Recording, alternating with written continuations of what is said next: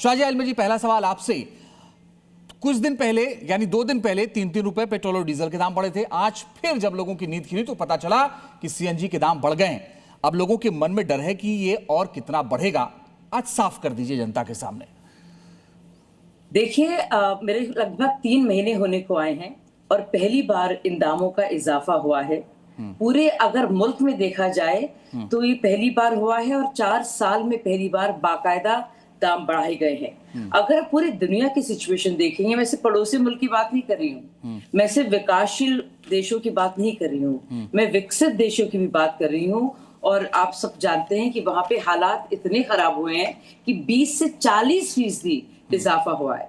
और जाहिर सी बात है, जो पूरा हमला हुआ है, जो स्ट्रेट ऑफ हॉर्मुज में हालत है, जो अमेरिका और इजराइल ने मिलकर ईरान के साथ जो तनातनी बनी है, जाहिर सी बात है जो कॉन्फ्लिक्ट है उसका असर आप लोग देख रहे हैं। लेकिन इस ऐसे मौके पर अगर आपको आपका इतना जो बाकायदा आप इम्पोर्ट करते हैं उस पर इतना ज्यादा प्रेशर है, तो जाहिर सी बात है आप अपनी ऑयल कंपनीज को खत्म तो करेंगे नहीं, उसकी भरपाई कहीं ना कहीं होगी।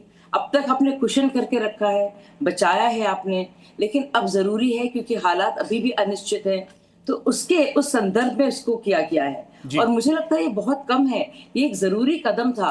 कोई भी सरकार होती हमारी सरकार के अलावा उसको यही करना पड़ता। आप महंगाई देखिए, आप यूरोप देखिए, अमेरिका देखिए, यूके देखिए। अब से पहले जानते रूस यूक्रेन का युद्ध हुआ, इतना डिसरप्शन, क्रूड वॉलेटिलिटी कितनी बड़ी, तो ये जाहिर सी बात है इसलिए होना था।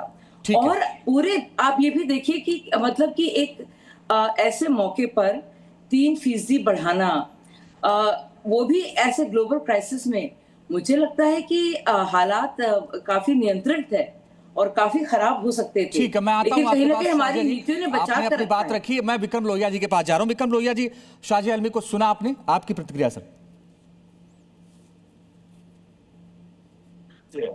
अजीत भाई, मैंने साजिया जी को भी सुना और मैं बहुत समय से इस चीज को देखता आ रहा हूं कि ठीक है, पेट्रोल के दाम आपने बढ़ाए, आपने जनता के लिए सहूलियत देने की कौन सी बात की? आपने सेल टैक्स को कम नहीं करने की बात की, इनकम टैक्स को कम करने की बात नहीं की, जिससे जनता को टैक्स पे छूट मिल, सामान परचेजिंग पे छूट मिल सके। आज अगर पेट्रोल महंगा हो रहा है तो घर के राशन की चीजें भी महंगी होंगी, सब चीजें महंगी होंगी। सरकार को कहीं ना कहीं तो जनता को सहूलियत देने की बात सोचनी पड़ेगी। आज देश की जो स्थिति है बद से बदतर हो गई है। अभी साजिया बहन दूसरे देशों की बात कर रही थी, नेपाल की भी बात कर लीजिए। हमारे देश से तेल लेते हैं और सस्ता देते हैं।